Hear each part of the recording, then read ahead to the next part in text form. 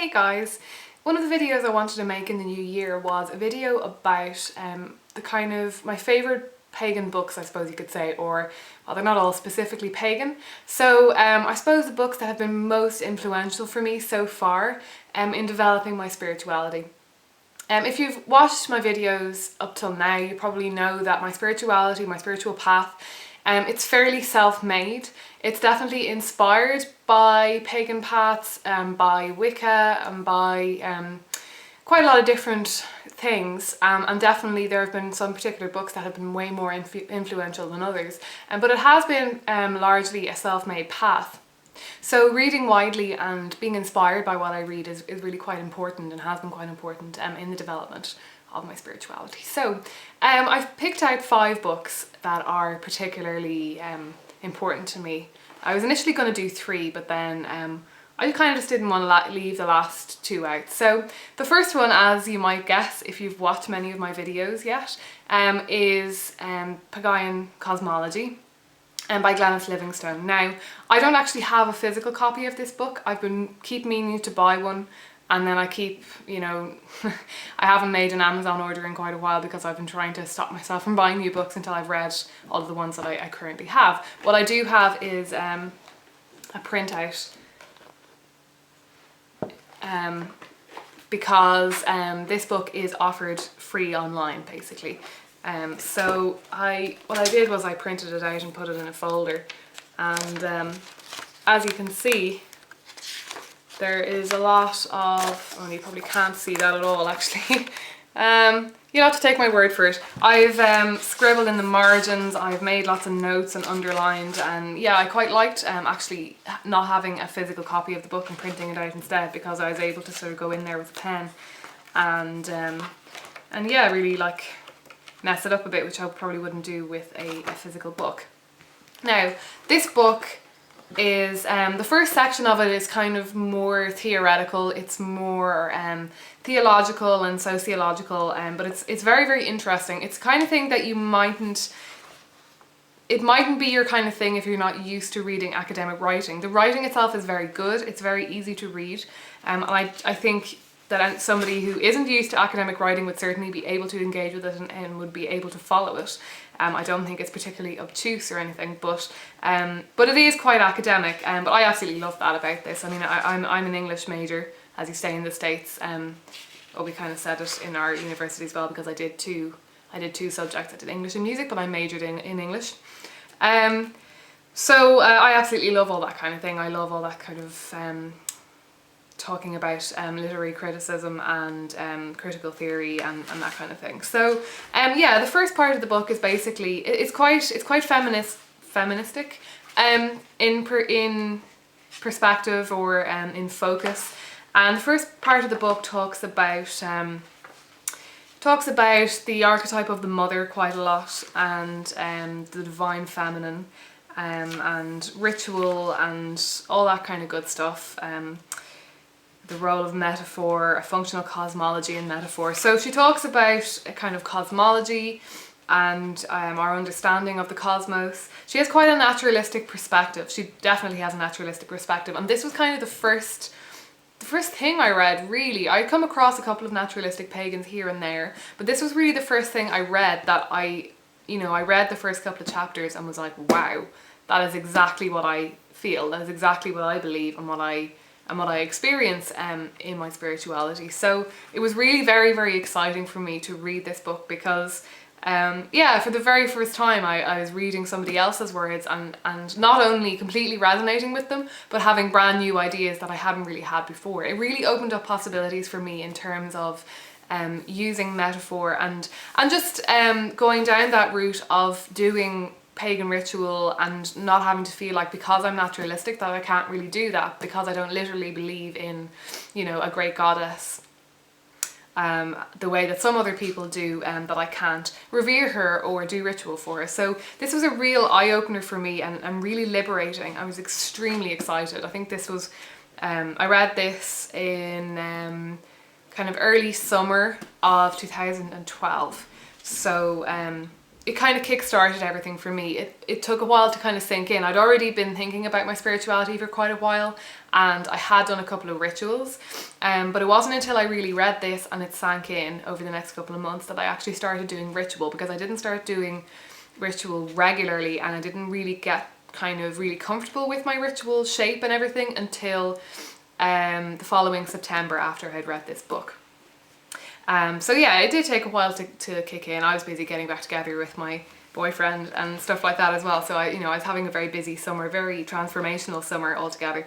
But this book was, it's just absolutely amazing. Now, the second half of it is about practice, and she has outlined rituals for the 8 Sabbaths on the Wheel of the Year.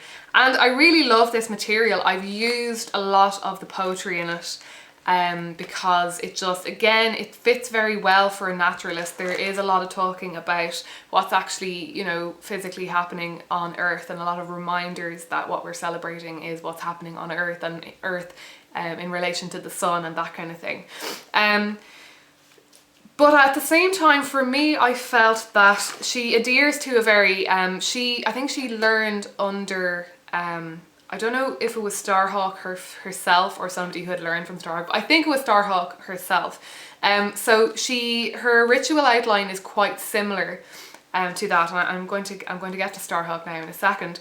Her ritual outline is quite similar to that. It's quite kind of traditionally pagan, Wiccan. You know, that kind of relatively early pagan witchcraft movement. It's you know, pretty similar to that kind of stuff and the kind of ritual outlines you will find in most Wiccan books. And for me, I think it wasn't quite breaking out enough. I read the first half and was like, yes, this is all so different and new and fresh. And then the second half with the ritual, I was kind of thinking, yeah, that's grand and it works. I suppose what she's doing in the first half of the book is reframing the fairly traditional kind of structure of the ritual in the second half, and she's kind of explaining why she thinks it works, or why she thinks it's important, and why especially it's important for women and all that kind of thing. But for me, I wanted to push the boat out. But I wanted to push the boat out a little further, and I wanted to kind of break away a bit more from the traditional Wiccan outline. So this book kind of got me so far, and it started me off with the kind of, I had like a Virgin Mother crone thing going on for a while, which I've talked about I think in a video, and it kind of really got me going. And I started off as well referring to the divine as Gaia, which I've kind of dropped now. Gaia is still in there in my spiritual practice very strongly, but I now tend to refer to the divine as the all, or cosmos, or goddess.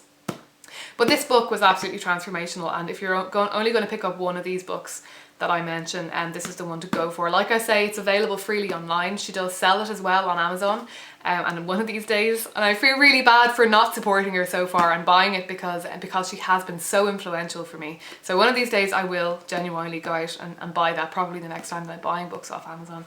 But like I say, it's available freely online.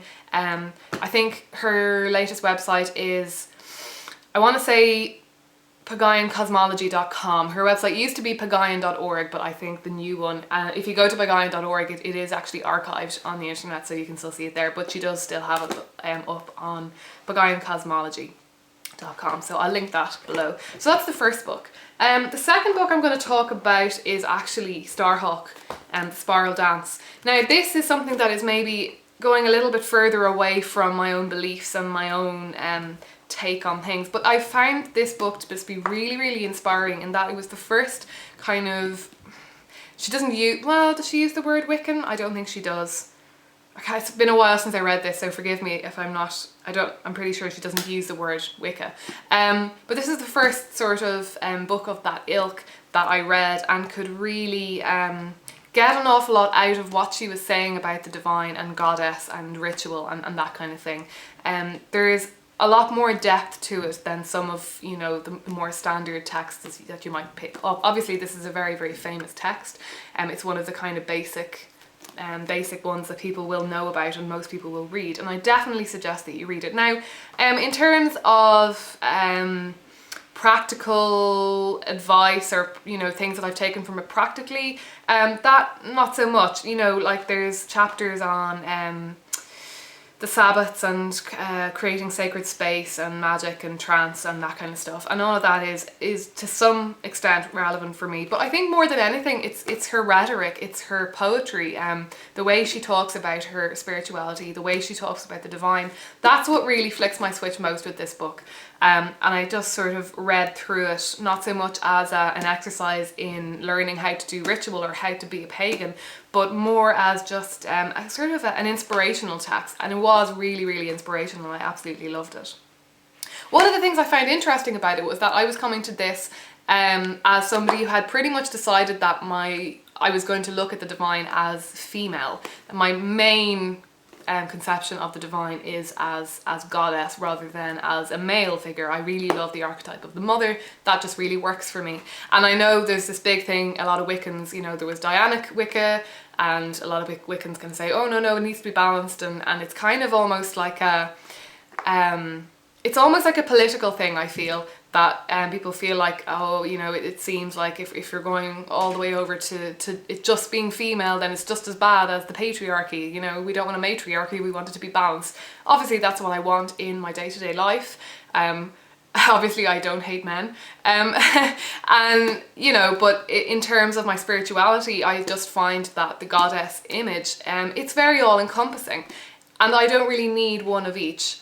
I find that I will address the divine sometimes as male, and that's fine by me, but the goddess to me doesn't need a counterpart to be whole, if you know what I mean. She is cosmos. She's not part of cosmos, and then the god is the other part. For me, she is cosmos. What I found very interesting about this book is that although Starhawk does kind of state quite strongly that she thinks that there needs to be a gender balance and that there needs to be goddess and god, her description of the goddess is pretty much exactly how I see goddess. And then her description of the god sounds kind of similar. And I was kind of left going, but what's the difference? The difference isn't really made clear. So I found that quite interesting, and that's something I'm probably going to come back to and read more on, and try to figure out exactly. For some pagans and Wiccans who do have that kind of dual deity thing going on, the distinction is more clear. They have a more clear-cut idea of what in the cosmos is female and what is male, or what is represented by the images of the god and goddess, or however they're putting it. But this one was just a bit more. I read the chapter on the goddess and I was like, well, yeah, that sure, a goddess can be male or female, I suppose you could say. Or feminine or masculine, but I didn't really feel that there was a strong need for a counterpart. Anyway, yes, that's another book that I strongly recommend to anybody who's starting out and wants to learn more about pagan spirituality, and it's a good one. So the next one is another one that got me really, really excited, and this is The Universe Story. It was actually Pagain Cosmology that got me onto this because she references it an awful lot, and when I read that book, and I'm actually ashamed to say I haven't really gotten through her references and her bibliography an awful lot yet because I've just been reading so much stuff. But one of the things I love about that book is that she, you know, it's an academic text, so there's a lot of references, there's a huge bibliography, and there's just all this great stuff that I can't wait to get my hands on. So excuse me. The Universe Story is very much not a pagan text. I believe that one of the authors is actually is a Christian, Thomas Berry, I think. Yeah, Catholic University, yeah. Thomas Berry is actually kind of a progressive Catholic, I guess he is. I don't know as much about him as I do about Brian Swimme, because I've read a couple of other things that Brian Swimme has written. But The Universe Story is basically it is what it sounds like. It's kind of an overview of the entire history of the universe from the Big Bang up until now as we know it. And like a large part of it includes is, you know, we get to that's plants and animals, and then human emergence. So, I mean, a lot of it is about human history, and basically what they're culminating with, and what they're kind of gearing up towards at the end is an ecological message, and basically a message about you know, how we're destroying the earth and all that stuff, which is obviously something that I'm fairly passionate about. It's not a huge thing for me in my spirituality, though I do tend to separate ecological concerns from spiritual concerns, but I think the things I most enjoyed about this book were, the part I most enjoyed of this book is probably towards the beginning, where because Brian Swimme is actually he is, yes, a mathematical cosmologist. So, you know, he knows what he's talking about when he's talking about that kind of early stuff.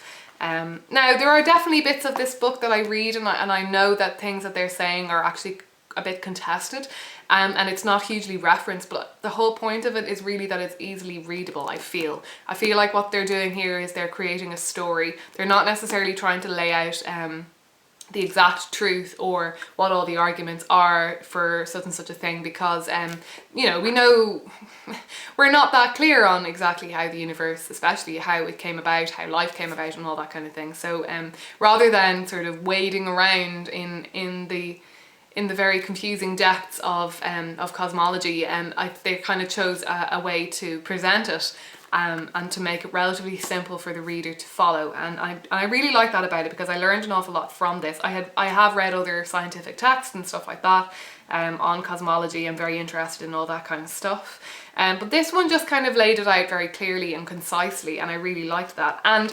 they just have a very exciting take on the universe and how the universe works, and they're all about sort of talking about the creative urge of the universe, the fact that, you know, that we exist, for them suggests that the universe itself has some sort of tendency towards consciousness and creativity and creating complex beings and stuff like that, and that's absolutely in line with what I believe myself. Sure, you can say that if there is an infinity of universes, you know, that there in one of them there will be conscious beings by chance, but for me that doesn't really ring true. It seems to me that we might as well assume that, seeing as we exist, seeing as this fluke of conscious humans exists, that there must be some tendency in the universe that is sort of pushing towards this kind of outcome. And yeah, there was a lot of stuff in here as well that inspired my practice and my thoughts on cosmology and my thoughts on how the world works. It was a really really inspiring text, and like I say, the first couple of chapters, from sort of the Big Bang up until when the Earth is formed, or up until when life kind of began, was just really mind-blowing stuff. Actually, it was really great, and although it was stuff that I would have thought, it was the kind of book that, even though I knew bits and pieces of everything that they talk about in that section of the book, or actually the entire book, it's the kind of book that just pulls it together in ways that you hadn't thought about before. Or if you had a question and you were kind of wondering how exactly did that happen, then this book at least starts to answer it, and it gives you a clearer idea and a better place to start from if you want to then go away and read texts that are more specifically aimed at whatever it is that, you know, say for example, this book got me asking the question of how did life originate, because I hadn't really thought about it before, and yeah, reading this book kind of got me thinking about it, and then I read an entire book on it and realised that actually we don't know how life originated, and it became very exciting and interesting for me. So that's another absolutely wonderful book. I was reading it in the library, I started reading it like over a year ago in my old college library, but I ended up buying it because I wasn't getting there often enough, and, you know, it was taking a ridiculously long time to read. So really brilliant book. So the next book is another pagan related book, you know, actually about paganism, and that is Ronald Hutton's Triumph of the Moon. This book, now, I can't say that it would have influenced very strongly my, you know, my actual practices or beliefs in any very serious way, but it was a really fascinating book because it kind of gives, it's the only book of its kind really, as far as I'm aware. It's an academic text. It's an academic history of the development of pagan witchcraft, modern pagan witchcraft, he says, which is basically paganism and Wicca, and the modern phenomenon that is the kind of revivification of, it's not really a revival so much as a creation. But anyway, basically, personally, I think that anybody who calls themselves a pagan, or anybody who is in any way connected with paganism or Wicca or any of those kind of spiritual paths, I think everyone should read this book because there is a huge amount of misconception out there, and Ronald Hutton talks about that and why that is, and all that kind of thing, and it's all to do with where the kind of culture that the whole thing originated from. It was this culture of sort of secret societies, and they all had these tall tales about, you know, where they originated, that they were, you know, however many hundreds of years or thousands of years old. And that was where Gerald Gardner's, well, he didn't call it Wicca, but that's where that's where Wicca, I suppose, kind of came from, was from one of these kinds of secret society type things. So this book was just, like I say, I don't know that I could say it really changed anything in particular in terms of my belief or practices, but it really, I suppose it gave me a better idea of where my influences had actually originally come from, because I'm greatly influenced by Wicca, because I'm greatly influenced by you know, various things like that and various pagan paths. It was really interesting for me and important for me to kind of learn more about where all of that kind of originates from, the kind of traditions, or you know, sorry, I'm not being very articulate today, but you know what I mean. For me, it's very important when it comes to this kind of thing, when you're creating your own spirituality, when you're learning about these spiritual paths that are, you know, it's all pretty self-made. Every single coven, sorry, I always say coven, but I think pretty much everyone says coven. It's one of those words that I don't say out loud. I read more than I say out loud. You know, every coven or every individual that has gone down the road of paganism or Wicca has kind of had their own take, and they've created their own rules, and they've got this mishmash of stuff going on. There's, you know, stuff like ceremonial magic, folk magic, mixed in with the more religious aspects. And I had an idea of where all this kind of stuff originates, you know, in terms of, well, the first section of the book is a more general sort of finding a language, finding a goddess, finding a god, etc. So it's talking about the sort of the fundamental influences behind modern pagan witchcraft. So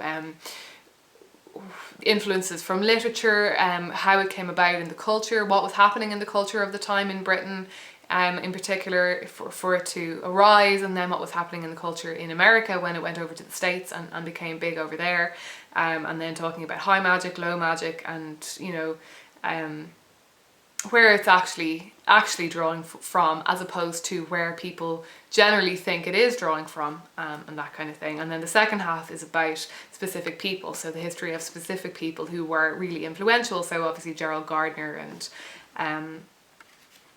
having a blank now, but, you know, all of those other influential people in the development of Wicca. So yeah, a very important book to read, I think. And I think up until I'd read this book, I was kind of unsure about calling myself a pagan. I was unsure about a lot of things. I had this kind of idea that all of paganism, modern paganism, was basically just Wicca. And I think this book sort of clarified that a lot for me. And you know, there's a lot of stuff out there in terms of modern pagan paths and spiritualities and druidry and stuff that it might not necessarily actually originate from Wicca, but it is influenced by the same things that Wicca was, if you see what I mean. And it was interesting to kind of get to sort of the basics of it and understand better what the underlying influences are and where. And yeah, so it's an absolutely great book, and I really think, like I say, I think everybody should read it, because when it comes to larger religions, people have a better understanding of where they actually came from, and it's got more of a foundation to it. And of course there's an awful lot of bullshit going on with all religions and with what people think about where all these different religions came from and their histories and that kind of thing. But I think paganism is particularly bad for misinformation and that kind of thing, and there's quite a few myths that have still not been dispelled, and I think it's kind of important. It's always important to know the truth if it's something that is knowable. Like history is knowable. It's something that we can be sure about. We can actually research it and be sure about what the actual facts are. And I think when it comes to things that where you can actually know the facts, that it is kind of important to know them at least to some extent. So I would definitely encourage anybody to read that. It's a fairly dense text, but it's great. It's fascinating. So yeah, and now the last one now is another one that isn't particularly specific to paganism or even spirituality, and that is Joseph Campbell, The Hero with 1,000 Faces. So I kind of initially picked this up because I was thinking a lot about creative writing. I was kind of, just found a ticket to a Mind, Body, Spirit festival that somebody gave me but that they didn't want. Serendipitously actually, because it's somebody who doesn't even know I'm remotely spiritual, but they just handed to me. Anyway, I don't know how long that's been there. Since I finished reading it, I suppose. Yeah, I started reading it initially because I'm a writer, and I was interested in, reading more about the monomyth and stories and mythology, and like I'm really interested in mythology, and I have sort of basic working knowledge of most major mythologies, but I haven't actually done a huge amount of reading. I haven't read a lot of the original myths, and I kind of just wanted something that would kind of draw them together in the way that Joseph Campbell does. So A Hero with 1,000 Faces, it basically is split into two major parts, I seem to remember. Yeah, the first one is the adventure of the hero. So this is the part that most people are familiar with. It's often kind of posited as being the basic story, that basically all stories have this structure to them, and it's called The Adventure of the Hero, and we have departure, initiation and return. So yeah, you might be familiar with those steps, and there's sort of 5 or 6 stages within all of those, things like the road of trials, the meeting with the goddess and all that kind of thing. And it was interesting to read because I knew what the basic stages were. I had a basic understanding of what the adventure of the hero was, but on reading it I actually found it to be a lot more spiritually inspiring than I was expecting it to be, because there's an awful lot of stuff about cosmology and the universe, and it's not just about stories that people tell, it's also about why we tell these stories and archetypes and our sort of basic instincts when it comes to telling stories, and telling stories about the universe versus telling stories about ourselves, and all that kind of thing, which to me is kind of one and the same. We tell stories about ourselves and about people, but really what we're doing is we're telling stories about the world and the universe. There's sort of this we have a tendency for projection, I suppose, or I suppose internalizing the cycles that are going on outside of us as well. And then the second part is called the cosmogenic cycle, I would expect it to be, but spelled cosmogonic, yeah. Which is basically more specifically about mythology and about the origins of the universe and that kind of thing. And that was probably my favourite part, particularly the early part. From psychology to metaphysics, the universal round, out of the void, space, within space, life. So all about ideas of the void and where the universe comes from, and the cyclicality of the universe and that kind of thing. And yeah, so I think, like I said, I originally started reading this because I'm a writer and I was interested in the aspects of talking about stories and that kind of thing. But it actually turned out to be quite spiritually profound for me. There's a lot in here. Again, like with so many other books, I'll read a couple of chapters and it'll be interesting and nothing will particularly jump out at me, but then suddenly I'll happen upon a part and it just really strikes me and speaks to me. And I have some notes, so I can't altogether remember off the top of my head what the main exciting ideas were that I took from this. So actually I'm just going to turn off the camera and grab my notebook and just maybe share with you one or two of the major sort of exciting spiritually related things that I took from this. So one of the first quotations that I have here is, mythology is directing the mind to the unmanifest, which obviously Glenys Livingston, who wrote Pagain Cosmology, must have read Joseph Campbell, because when I read that I really thought of her book and the idea of the unmanifest. That's where I got that idea of the unmanifest, which has become so important to me, from Glenys Livingston.